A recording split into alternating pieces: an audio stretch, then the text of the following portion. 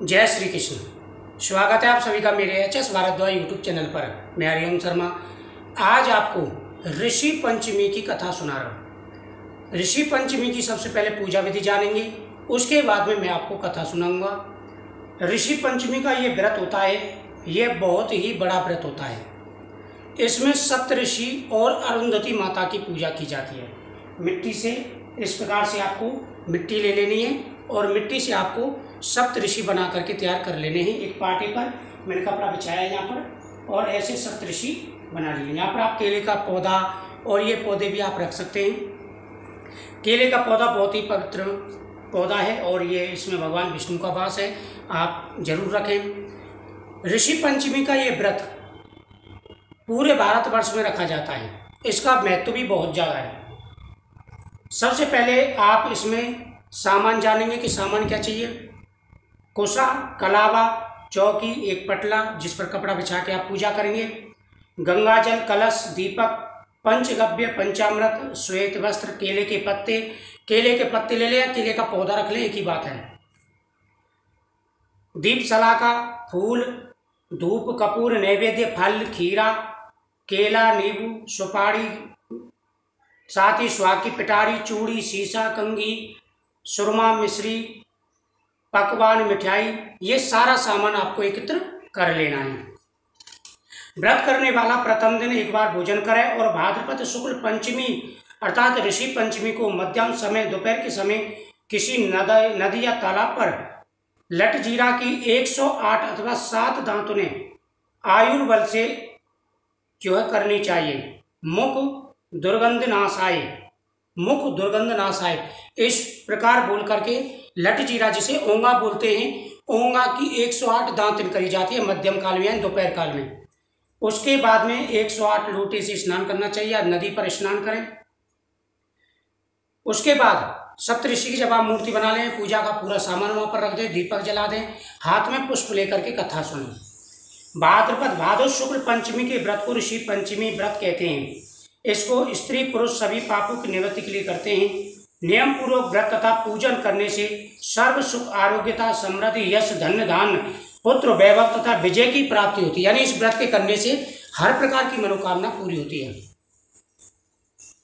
एक समय राजा शताश्व धर्म का अर्थ जानने की इच्छा से ब्रह्मा जी के समीप गए और उनके चरणों में शीश नवाकर बोले, हे आदिदेव, आप समस्त धर्मों के प्रवर्तक और गूढ़ धर्मों के जानने वाले हो।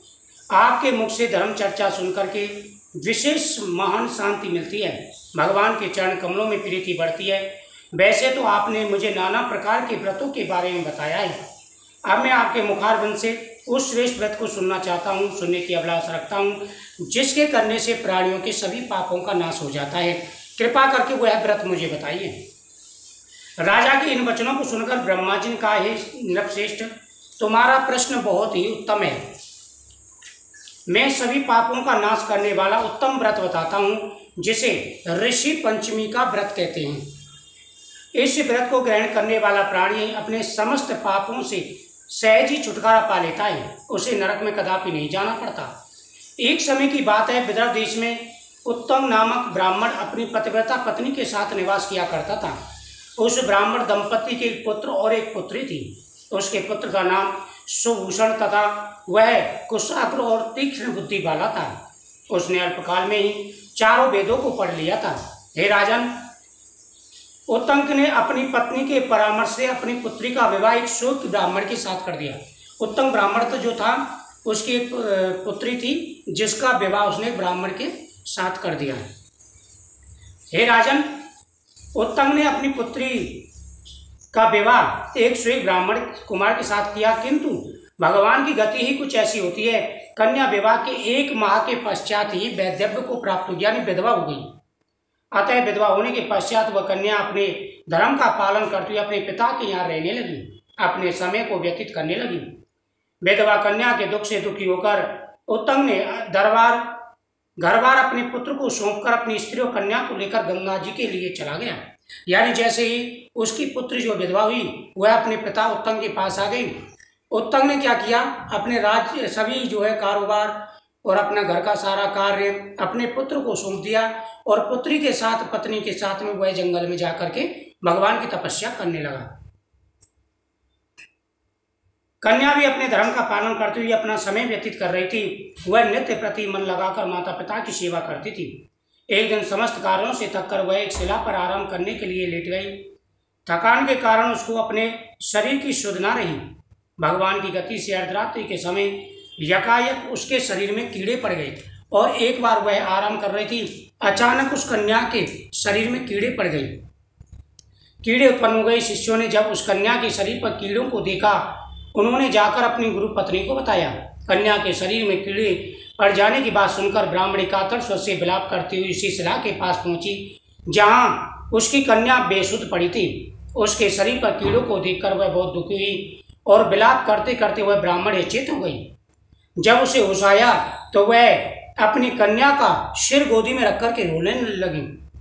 कन्या की दशा को देखते हुए ब्राह्मणी ने अपने पति से कहा कि हे स्वामी, आप कृपा करके मुझे बताने की कृपा करें कि मेरी यह कन्या की दुर्दशा किस कारण से हुई है। अपनी भार्या की बातों को सुनकर उत्तम मुनि थोड़ी देर के लिए आंखें बंद करके भगवान का ध्यान करने लगे। अपनी ज्ञान शक्ति द्वारा कन्या के पूर्व जन्म के वृत्तांत को जान लिया।